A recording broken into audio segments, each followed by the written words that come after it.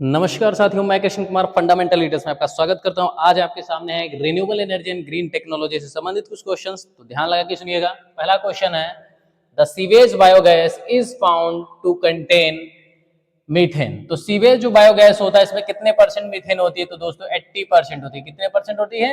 80% methane होती है। दूसरा क्वेश्चन है, surface of water is act, जो सरफेस वाटर होता है किस क्या काम करता है? तो सरफेस वाटर काम करता है collector of solar heat. Solar heat को कलेक्ट करने का काम करता है। क्या करता है? जो सतही जल होता है वो सोलर हीट को कलेक्ट करने का काम करता है। अगला क्वेश्चन है, hydrogen gas can be substituted for. जो हाइड्रोजन गैस है वो किसका सब्स्टिट्यूट है? वो हाइड्रोकार्बन का सब्स्टिट्यूट है। किसका सब्स्टिट्यूट है? हाइड्रोकार्बन का। अगला सवाल, hydrogen gas burning process. Hydrogen gas का जलना एक प्रक्रिया है। किस प्रकार की प्रक्रिया है? Non polluting. कैसी?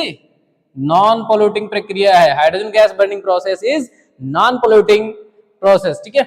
अगला सवाल, India rank 4th in the world in the wind power generation. जो भारत है विश्व में चौथे स्थान पर है। कितने स्थान पर है? चौथे स्थान पर। किसमें? Wind power generation. Wind power generation में चौथे स्थान पर है।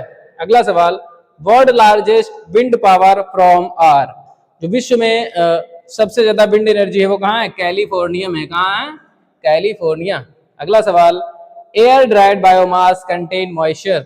अगर एयर ड्राइड कोई बायोमास है तो उसमें कितना प्रतिशत मॉइस्चर होता है दोस्तों? तो उसमें मॉइस्चर होगा 13 से 15%। कितना होगा? 13 से 15%। अगला सवाल, the first process of gasification.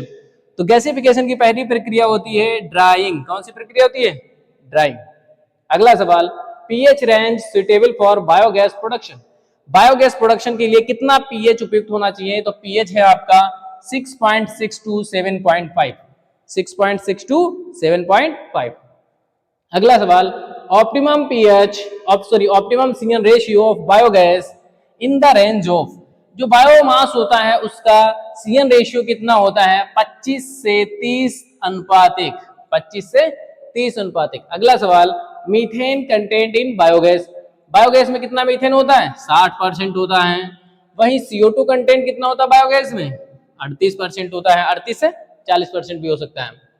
KVIC, Khadi and village industries commission, ये फुल फॉर्म पूछा जाता है, खादी विलेज इंडस्ट्रीज कमीशन। अगला सवाल, Deenbandhu plant is modification and advance version of.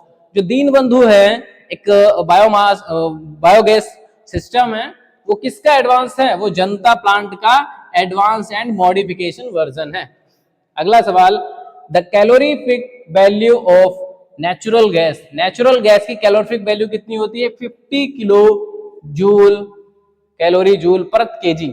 अगला सवाल, the digestion of organic matter in the absence of air. ठीक है। वायु की अनुपस्थिति में कार्बनिक पदार्थ के विघटन को कहते हैं एनारोबिक डाइजेशन। क्या कहते हैं? Anaerobic digestion. अगला सवाल, gasifier convert solid fuel into gaseous fuel. जो गैसीफर प्रक्रिया होती है उसमें क्या होता है? सॉलिड फ्यूल को गैसियस फ्यूल में कन्वर्ट किया जाता है। किसमें कन्वर्ट किया जाता है? सॉलिड फ्यूल को गैसियस फ्यूल में कन्वर्ट किया जाता है। प्रक्रिया क्या होती है? गैसीफर्स। अगला सवाल, pyrolysis the thermal decomposition of biomass in the absence of oxygen. Pyrolysis एक प्रक्रिया है जिसमें डिकम्पोजिशन होता है बायोमास का ऑक्सीजन की अनुपस्थिति में, उसको पायरोलाइसिस बोलते हैं। बायोमास प्लस हीट क्या होता है? चारकोल। जब बायोमास को बहुत ज्यादा ऊष्मा पर गर्म किया जाता है तब क्या बनता है? चारकोल बनता है। Deenbandhu model was develop. Deenbandhu model कब बना? 1984 में बना था। ठीक है। और लास्ट क्वेश्चन है, the wind energy vary from. जो हवा ऊर्जा होती है, हवा की एनर्जी होती है, वो कैसे वेरी करती है? विविधता, टाइम टू टाइम। क्या?